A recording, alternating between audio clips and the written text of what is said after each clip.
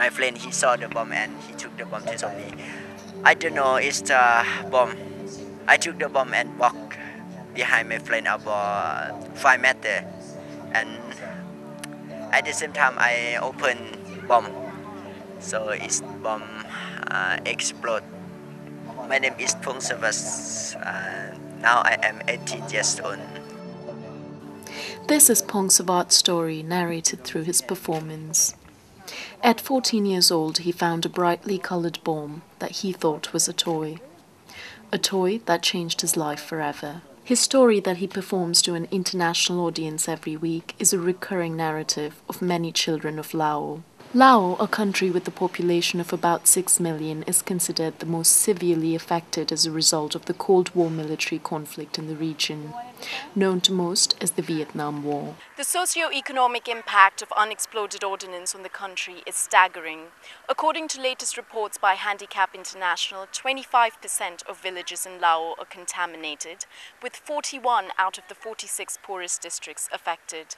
Cluster munitions have either injured or killed about 500,000 people between 1964 and 2008. To obtain a full picture of the devastation caused by the persistent bombing of one of Southeast Asia's poorest nations, one has to visit the information center of COPE in the capital city of Vientiane, an organization that provides rehabilitation to the victims of unexploded ordnance. Survivors such as Pongsavat, who are a frequent presence at the center, seek to use their situation to raise awareness worldwide about the suffering of the people of Lao, in a war that they claim was never theirs, yet a war the impact of which they continue to endure. Nam, the project coordinator at COPE, explains the role of Ho Chi Minh Trail that harbored Viet Cong rebels along the Lao-Vietnam border. Is it one of the more heavily impacted zones, as I understand? Yes, exactly. So because the North Vietnam, they supply, like equipment and carrying food to the South Vietnam. So why here is more impact of the unexploded ordnance, a lot of UXO were dropped on this area. And the result? A whopping 2 million tons of bombs dropped in Lao by the US, a number greater than that of the Second World War. The total number of cluster bombs dropped in Lao are estimated at 260 million, out of which 80 million remain unexploded. This explosive, as tall as me and weighing 200 kilos, was dropped at the rate of every 8 minutes every day for the course of 9 years, and the military spending per day was $200 million. Illustrations and narratives from the refugee camps of Vientiane formed during the bombing campaigns are haunting depictions of death and destruction that took over the sleepy country. This illustration by a survivor at a refugee camp between 1970 and 1971 explains the burning of his home and his fields and ends off with, "This is the real fruit of war, that people die for no reason and no result."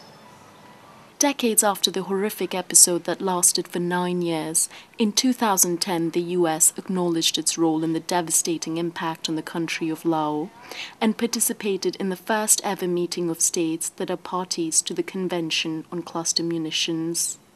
The first convention on cluster munitions took place in November 2010 in Vientiane, the capital of Lao, that was most severely impacted by cluster bombs as a result of the US bombing campaign during Vietnam War.